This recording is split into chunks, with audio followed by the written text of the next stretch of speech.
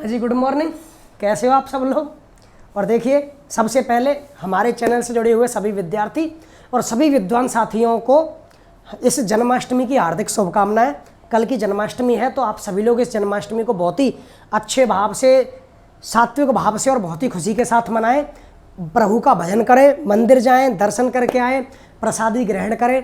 और मैं दुआ करूंगा कि भगवान श्री कृष्ण आप लोगों के भविष्य को उज्ज्वल बनाएं। आप लोग जिस ऊंचाइयों को, जिन मुकाम को हासिल करना चाहते हैं, वो मुकाम आपकी ज़िंदगी में एक दिन जरूर आए। तो चलिए, हमारे प्यारे विद्यार्थियों और 12वीं क्लास के बच्चों के लिए हमारी आज क्लास फिर आ चुकी है। सबसे बड़ी समस्या होती है कि 12वीं क्लास के बच्चों को ये डर हमेशा लगा रहता है कि कहीं सर हमारी क्लासेज बंद ना कर दें। ऐसा कुछ नहीं होने वाला है। बस इतना जरूर है कि आपको क्लासें अल्टरनेटली मिलेंगी।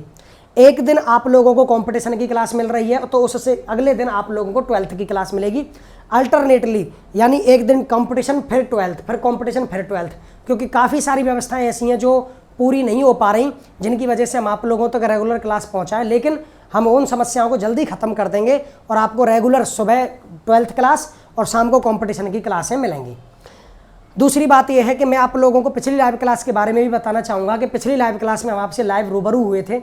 हमें बहुत अच्छा लगा था। हम फिर आपके साथ लाइव आने वाले हैं इस गुरुवार, लेकिन टाइम थोड़ा बदल गया है। सभी विद्वान साथियों को और प्यारे विद्यार्थियों को बताना चाहूँगा कि मैंने पिछली लाइव क्लास में आप लोगों को जो न्यू लाइव सेशन का शेड्यूल बताया था, वो थर्सडे को 10 बजे बताया था, 10 AM। लेकिन ये चेंज हो गया है। एक्चुअली क्या, स्कूलों की ऑनलाइन क्लासें चल रही हैं, तो 10 बजे हमारी ऑनलाइन क्लास होगी। अब उस वजह से थोड़ा टाइम टेबल में चेंज आ गया है। आप लोगों से लाइव रूबरू हम इस गुरुवार यानी थर्सडे को ही होंगे, लेकिन हम 10 बजे की बजाय 1 बजे होंगे। कितने बजे होंगे? 1 बजे। इतना याद रखना। आप लोगों से लाइव रूबरू होंगे हम लोग 1 बजे। टाइम बता रहा हूं, तो 1 बजे आप सभी लोग तैयार रहना। 1 बजे मैं आप सब लोगों के साथ लाइव आऊँगा। दूसरी बात, इस लाइव क्लासेज में पिछले में मैंने आप लोगों को से बातें की थी केवल, लेकिन इस लाइव क्लास में जो गुरुवार को होगी, उसमें केवल आपकी स्टडी होगी। आप लोगों को अपने सिलेबस से रिलेटेड कैसे क्वेश्चन कंपटीशन में आते हैं और कैसे क्वेश्चन 12th में आते हैं, वो क्वेश्चन बनाकर हम आपको देंगे, बताएंगे, उनके सॉल्यूशन बताएंगे। तो ये लाइव क्लास आप लोगों के लिए बहुत इंपॉर्टेंट है। तो तुरंत तैयार रहना इससे जुड़ने के लिए। जितना ज़्यादा हो सके बच्चों तक खबर पहुँचाएं, वो सभी जुड़ें, ठीक है। और जितना ज़्यादा हो सके हमारे चैनल को शेयर करें, लाइक करें और सब्सक्राइब करें। तो चलिए बच्चों, अब हम लोग आगे बढ़ जाते हैं अपने सिलेबस पर। हम लोग आपका चैप्टर नंबर 8 पढ़ रहे हैं, और चैप्टर नंबर 8 में आप लोगों को अच्छी तरह पता है कि हम लोगों का अगला टॉपिक क्या है। देखिए, मैंने आप लोगों को चुंबकीय ध्रुवों के मध्य कूलाम का नियम के लिए, चुंबकीय ध्रुवों के मध्य लगने वाले चुंबकीय बल के लिए कूलाम का नियम पढ़ाया। वो आपका वैसे ही था जैसे आवेशों के मध्य कूलाम का नियम था। अब है आपका अगला, वहां पर हम लोगों ने हमारा जो अगला टॉपिक है वो है चुंबकीय बल रेखाएं या चुंबकीय क्षेत्र रेखाएं, मैग्नेटिक फील्ड लाइंस। आज हमारा टॉपिक है मैग्नेटिक फील्ड लाइंस। तो देखिए प्यारे विद्यार्थियों, आप लोगों ने इसके जैसा एक टॉपिक पढ़ के आए हो, विद्युत क्षेत्र रेखा। विद्युत क्षेत्र रेखा, तो जैसा आप लोगों ने विद्युत क्षेत्र में पढ़ा वही सब कुछ इसमें है, बस थोड़ा बहुत अंतर है, उसको याद रखना है। वो मैं बताऊंगा आप लोगों को आगे। वीडियो देखते रहो, आगे बताता जाऊंगा। और वो जो मुख्य अंतर है, जो इंपॉर्टेंट है आपके लिए बहुत ज़्यादा, कंपटीशन के लिए, 12th के लिए, वो इंपॉर्टेंट अंतर आपको याद करना है। जैसे आप लोगों ने विद्युत क्षेत्र रेखाएं पढ़ी, वैसे ही हम लोग क्या पढ़ने वाले हैं, चुंबकीय क्षेत्र रेखाएं। क्या आपको याद हो, विद्युत क्षेत्र को जिन काल्पनिक रेखाओं से, क्योंकि मैं इनको कंपैरिजन से पढ़ाऊंगा बच्चों, मैं इनको किससे पढ़ाऊंगा? कंपैरिजन से। कंपैरिजन से ही हम लोग विद्युत क्षेत्र रेखा और चुंबकीय क्षेत्र रेखा दोनों को आज समझेंगे। विद्युत क्षेत्र को जिन काल्पनिक रेखाओं से व्यक्त किया जाता था, उनको विद्युत क्षेत्र रेखाएं कहते थे। तो ठीक वैसे ही चुंबकीय क्षेत्र रेखाओं की परिभाषा क्या आएगी? चुंबकीय क्षेत्र को जिन काल्पनिक रेखाओं से व्यक्त किया जाएगा, उनको कहेंगे चुंबकीय क्षेत्र रेखाएं। मान लो चुंबकीय क्षेत्र है बेटा बी वेक्टर, तो बी वेक्टर को जिन काल्पनिक रेखाओं से व्यक्त करोगे, उनको कहेंगे क्या? चुंबकीय क्षेत्र रेखाएं। हालांकि मैं नोट्स आपको बोलता जाऊंगा, लिखाता जाऊंगा। अगर किसी बच्चे को प्रॉब्लम आ रही हो तो विद्युत क्षेत्र रेखाओं के नोट्स देखकर सेम लिख सकता है। केवल और केवल वहां पर विद्युत शब्द था, यहां पर चुंबकीय शब्द आ जाएगा, इतना अंतर आएगा। तो क्या परिभाषा बनेगी बेटा इनकी कि वह काल्पनिक रेखाएं जिनसे चुंबकीय क्षेत्र को प्रदर्शित किया जाए, वह काल्पनिक रेखाएं जिनसे चुंबकीय क्षेत्र को प्रदर्शित किया जाए चुंबकीय क्षेत्र रेखाएं कहलाती हैं।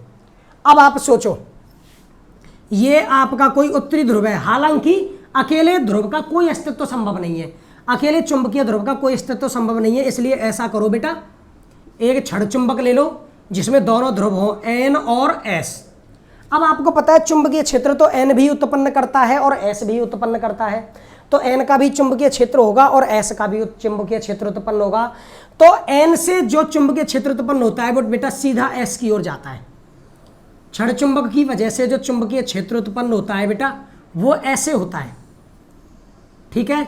अब ऐसे होता है यानी इस छड़ चुंबक में जो चुंबकीय क्षेत्र उत्पन्न हो रहा है उनको व्यक्त करने वाली ये जो काल्पनिक रेखाएं ली गई हैं इनको कहते हैं बेटा चुंबकीय क्षेत्र रेखाएं।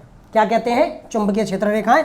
तो सबसे पहला पॉइंट क्या होगा बेटा, चुंबकीय क्षेत्र को प्रदर्शित करने वाली काल्पनिक रेखाओं को चुंबकीय क्षेत्र रेखाएं कहेंगे। दूसरी बात याद रखना, चुंबकीय क्षेत्र रेखाओं की दिशा, चुंबकीय क्षेत्र रेखाओं की दिशा आपके चुंबक मैं पूरा पढ़ाऊंगा, उसके बाद में अंतर बताऊंगा कि विद्युत क्षेत्र रेखा और चुंबकीय क्षेत्र रेखाओं में क्या क्या अंतर है। केवल 2 अंतर है, पूरा पढ़ना, ध्यान से सुनना, फिर सोचना कि क्या अंतर है, और जब आपको पता नहीं चलेगा तो मैं वीडियो के लास्ट में आपको ये बताऊंगा। तो चुंबक के बाहर बेटा इनकी दिशा होती है N से S। जैसे विद्युत क्षेत्र रेखाओं की दिशा कहां से कहां की ओर थी बेटा, कहां से कहां की ओर थी, प्लस Q से माइनस Q की ओर, प्लस Q से माइनस Q की ओर। तो वैसे ही चुंबकीय क्षेत्र रेखाओं की दिशा N से कहां की ओर बेटा, S की ओर, यानी ये N से बाहर निकलेंगी और S में प्रवेश करेंगी, यानी N से कहां निकलेंगी, बाहर, और S में क्या करेंगी, प्रवेश। चुंबकीय क्षेत्र रेखाओं के गुणधर्म बता रहा हूं मैं, आराम से देखते जाइए। चुंबकीय क्षेत्र रेखाओं की जो दिशा होती है बेटा वो चुंबक के बाहर होती है N से S। और दूसरा, चुंबकीय क्षेत्र रेखाएं उत्तरी ध्रुव से बाहर निकलती हैं, दक्षिणी ध्रुव में प्रवेश करती हैं। और बेटा अगर कोई आपसे पूछ ले कि चुंबक के अंदर चुंबकीय क्षेत्र रेखाओं की दिशा, तो देखिए N से S पहुंची और वापस S पर N पर कब आएगी, जब ये S से कहां की ओर चलेगी, N की ओर। तो चुंबक के अंदर कहां से बेटा, S से N, चुंबक के अंदर कहां की ओर बेटा, S से N की ओर। तो चुंबकीय क्षेत्र रेखाओं की दिशा जब भी कोई आपसे पूछे तो बताओगे छड़ चुंबक के बाहर N से S, छड़ चुंबक के बाहर N से S और छड़ चुंबक के अंदर S से N। क्लियर है? उत्तरी ध्रुव से चुंबकीय क्षेत्र रेखाएं बाहर निकलती हैं, दक्षिणी ध्रुव में चुंबकीय क्षेत्र रेखाएं प्रवेश करती हैं। क्लियर?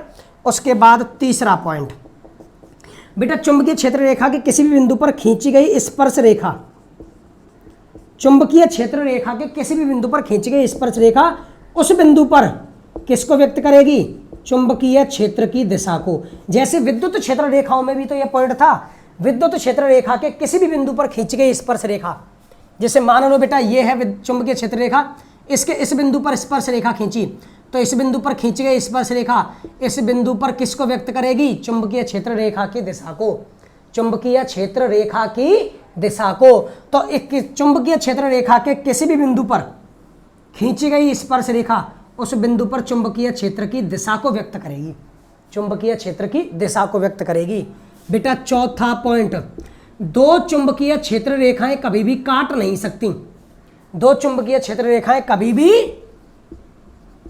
काट नहीं सकती। क्यों? क्योंकि उनके कटान बिंदु पर चुंबकीय क्षेत्र की कितनी दिशाएं हो जाएंगी, 2 बेटा, जो संभव नहीं है, जो संभव नहीं है। जैसे ही विद्युत क्षेत्र रेखाओं के लिए था कि 2 विद्युत क्षेत्र रेखाएं कभी भी एक दूसरे को काटती नहीं है, क्योंकि उनके कटान बिंदु पर विद्युत क्षेत्र की कितनी दिशाएं हो जाएंगी, 2, जो संभव नहीं है। उसके बाद 5वां पॉइंट बेटा, आपकी जो चुंबकीय क्षेत्र रेखा है, चुंबकीय क्षेत्र रेखा याद रखना बेटा एक बंद लूप का निर्माण करती हैं। किसका निर्माण करती हैं? बंद लूप का। ये गुणधर्म है इनके। चुंबकीय क्षेत्र रेखाएं किसका निर्माण करती हैं? बंद लूप का। यानी बेटा आपके सतत वक्र का निर्माण नहीं करती, सतत वक्र का निर्माण नहीं करती। उसके बाद आपके चुंबकीय किसी भी चुंबकीय ध्रुव के पास जो चुंबकीय क्षेत्र रेखाएं होंगी बेटा वो सघन होंगी। कैसी होंगी? सघन। और बेटा किसी भी चुंबकीय ध्रुव से दूर जाने पर चुंबकीय क्षेत्र रेखाएं कैसी हो जाएंगी? विरल। चुंबकीय ध्रुव के पास में देखिए चुंबकीय क्षेत्र रेखाएं कैसी सघन है इस बिंदु पर, लेकिन दूर जाने पर चुंबकीय क्षेत्र रेखाएं कैसी हो रही हैं? विरल। कैसी हो रही हैं? विरल। तो बेटा चुंबकीय क्षेत्र रेखाएं चुंबकीय ध्रुव के पास होती हैं सघन, और बेटा चुंबकीय ध्रुव से दूर कैसी होती हैं? विरल। तो मैं एक बार फिर रिपीट कर रहा हूं, आप लोगों को अंतर ढूंढना है विद्युत क्षेत्र रेखा और चुंबकीय क्षेत्र रेखा में। बेटा विद्युत क्षेत्र को जिन काल्पनिक रेखाओं से व्यक्त किया जाता था उनको विद्युत क्षेत्र रेखाएं कहते हैं, और चुंबकीय क्षेत्र को जिन काल्पनिक रेखाओं से व्यक्त किया जाता है उन्हें चुंबकीय क्षेत्र रेखाएं कहते हैं। दूसरी बात है बेटा कि विद्युत क्षेत्र रेखाओं की दिशा वो प्लस क्यू से माइनस क्यू की ओर होती है, लेकिन चुंबकीय क्षेत्र रेखाओं की दिशा चुंबक के बाहर भी होती है और चुंबक के अंदर भी होती है। चुंबक के बाहर होती है एन से एस, यानी उत्तरी ध्रुव से बाहर निकलेंगी, दक्षिणी ध्रुव में प्रवेश करेंगी, और चुंबक के अंदर होती है एस से एन। बेटा चुंबकीय क्षेत्र रेखा और विद्युत क्षेत्र रेखा दोनों के किसी भी बिंदु पर अगर आप स्पर्श रेखा खींचोगे, तो उस बिंदु पर खींची गई स्पर्श रेखा उस बिंदु पर चुंबकीय क्षेत्र और विद्युत क्षेत्र की दिशा को व्यक्त करेगी। क्लियर है? उसके बाद ना तो विद्युत क्षेत्र रेखाएं एक दूसरे को काट सकती हैं, क्योंकि उनके कटान बिंदु पर विद्युत क्षेत्र की कितनी दिशाएं हो जाती थीं? 2, जो संभव नहीं है। ऐसे ही ना चुंबकीय क्षेत्र रेखाएं काट सकती हैं, क्योंकि उनके कटान बिंदु पर भी चुंबकीय क्षेत्र की कितनी दिशाएं हो जाएंगी? 2, जो संभव बिल्कुल भी नहीं है। बेटा चुंबकीय क्षेत्र रेखाएं कैसा लूप बनाती हैं? बंद। क्योंकि देखिए ये एन से चलेगी, एस पर पहुंची, और एस से वापस कहां पर आ गई? एन पर। तो इसने कैसे लूप का निर्माण किया? बंद लूप का। सतत वक्र का निर्माण ये नहीं करेगी। चुंबकीय ध्रुव के पास चुंबकीय क्षेत्र रेखाएं सघन होती हैं, और चुंबकीय ध्रुव से दूर जाने पर चुंबकीय क्षेत्र रेखाएं विरल हो जाती हैं। कैसी हो जाती हैं? विरल। तो अब आप बताइए, आप लोगों ने चुंबकीय क्षेत्र रेखाओं को समझा अच्छी तरह से, उसके बाद आप लोगों को क्या अंतर मिला विद्युत क्षेत्र रेखाओं में और चुंबकीय क्षेत्र रेखाओं में? अगर आप लोगों ने ढंग से पढ़ा है तो जो अंतर मैं बता रहा हूं वो आपको पता होगा। लाइव क्लासेस में यही तो मैं सब पूछने वाला हूं आप लोगों से, क्योंकि अब अगली लाइव क्लास में मैं आपको पढ़ाऊंगा, जो गुरुवार को ठीक 1 बजे होगी। देखिए विद्युत क्षेत्र रेखाओं की दिशा कहां से कहां की ओर थी? प्लस क्यू से माइनस क्यू। वहां पर जो विद्युत क्षेत्र रेखा थी प्लस क्यू से माइनस क्यू तक जाती थी, लेकिन वापस नहीं आती थी। इसमें क्या हो रहा है? एन से एस जा रही है और एस से वापस एन आ रही है। क्या ऐसा हो रहा था? नहीं हो रहा था। पहला अंतर। दूसरा, आपको पता है चुंबकीय क्षेत्र रेखा ने बंद लूप का निर्माण किया, क्योंकि ये ऐसे जा रही है। देखो ऐसे, ऊपर वाली ऐसे और नीचे वाली ऐसे, तो ये बंद लूप है, सतत वक्र का निर्माण नहीं किया। लेकिन क्या विद्युत क्षेत्र रेखाएं बंद लूप का निर्माण करती हैं? कभी नहीं। आपने गौर किया होगा, मैंने चिल्ला के कहा था उस क्लास में, जब मैंने विद्युत क्षेत्र रेखाएं पढ़ाई थी, इस बात को कि विद्युत क्षेत्र रेखाएं बंद लूप का निर्माण नहीं करती, क्योंकि अगर बंद लूप का निर्माण किया है तो इसको प्लस क्यू से जाकर कहां पर आना पड़ेगा? प्लस क्यू में। और विद्युत क्षेत्र रेखाएं प्लस क्यू में प्रवेश नहीं करती, जबकि चुंबकीय क्षेत्र रेखाएं प्रवेश करती हैं। चुंबकीय क्षेत्र रेखाएं एन से जाती हैं, एस पर पहुंचती हैं, और एस से वापस कहां आ जाती हैं? एन पर। कहां पर आ जाती हैं? एन पर। इसका मतलब ये जहां से शुरू होती हैं वहीं पर खत्म होती हैं। ये जहां से शुरू होती हैं वहीं पर क्या होती हैं? खत्म। इसलिए चुंबकीय क्षेत्र रेखाएं बंद लूप का निर्माण करती हैं। तो यही तो 2 अंतर है कि आपके विद्युत क्षेत्र रेखाओं की दिशा केवल एक होती थी, प्लस क्यू से माइनस क्यू की ओर, जबकि चुंबकीय क्षेत्र रेखाओं की 2 दिशा, चुंबक के बाहर एन से एस और अंदर एस से एन। यही दूसरा पॉइंट कि आपकी विद्युत क्षेत्र रेखाएं बंद लूप का निर्माण नहीं करती थी, जबकि चुंबकीय क्षेत्र रेखाएं बंद लूप का निर्माण करती हैं। और बेटा ये सतत वक्र का निर्माण नहीं करती। विद्युत क्षेत्र रेखाएं सतत वक्र का निर्माण करती थी, चुंबकीय क्षेत्र आपके बंद लूप का निर्माण नहीं करती थी। समझ गए? ये है बेटा आपकी चुंबकीय क्षेत्र रेखाएं। इनमें 1-2 पॉइंट और हैं, तो इस सबको लिखाने के बाद वो पॉइंट भी मैं आपको कराऊंगा। तो पहले आप लिखना शुरू करो, हेडिंग डालो चुंबकीय क्षेत्र रेखाएं, और मैं बोल रहा हूं। लिखिए, चुंबकीय क्षेत्र को प्रदर्शित करने वाली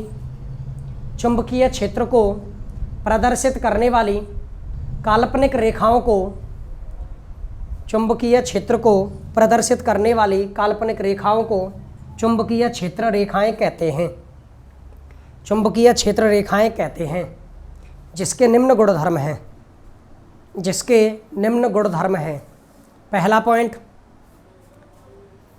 चुंबकीय क्षेत्र रेखाओं की दिशा, चुंबकीय क्षेत्र रेखाओं की दिशा चुंबक के बाहर N से S तथा चुंबक के अंदर S से N होती है।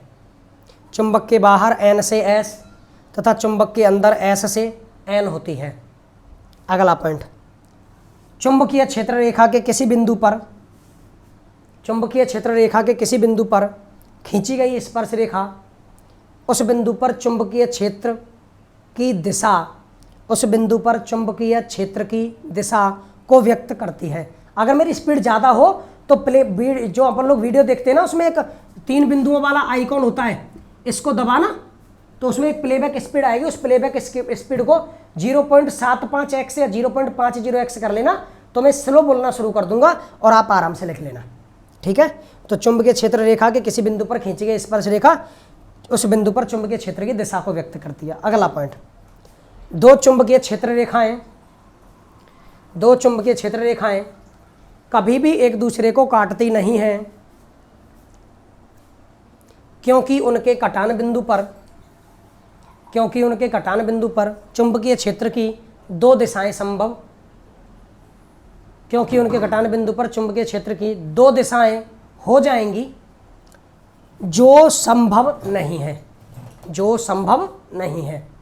हालांकि अगर आप लोगों को हिसाब से तो खुद लिखनी चाहिए, क्योंकि विद्युत क्षेत्र रेखाओं की गुणधर्म मैंने आपको लिखाए हैं, तो ये तो आपको खुद लिखने चाहिए, फिर भी मैं लिखा रहा हूं। अगला पॉइंट, चुंबकीय क्षेत्र रेखाएं बंद लूप का निर्माण करती हैं। चुंबकीय क्षेत्र रेखाएं बंद लूप का निर्माण करती हैं, सतत वक्र का निर्माण नहीं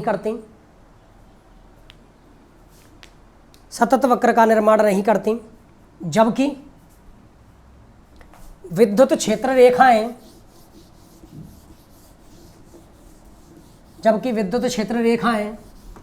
सतत वक्र का निर्माण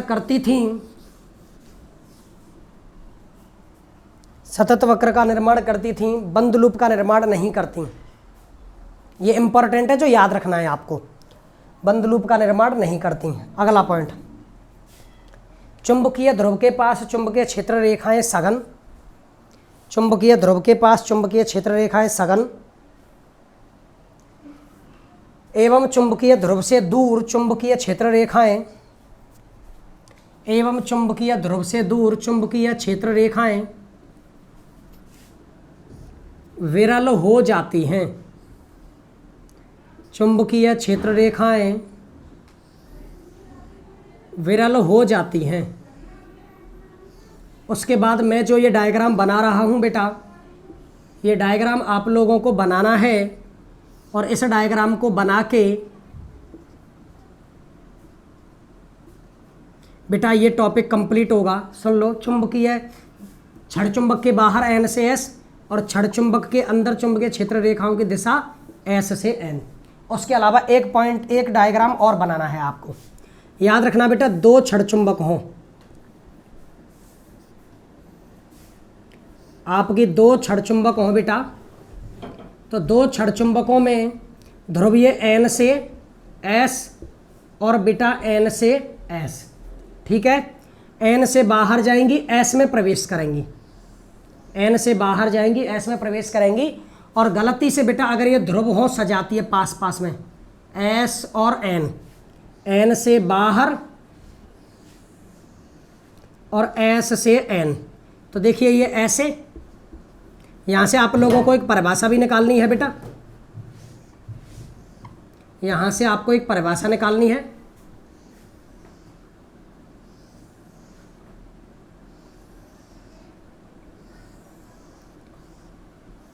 ये N से बाहर जाएंगी, जय श्री राम, और बेटा S में प्रवेश करेंगे।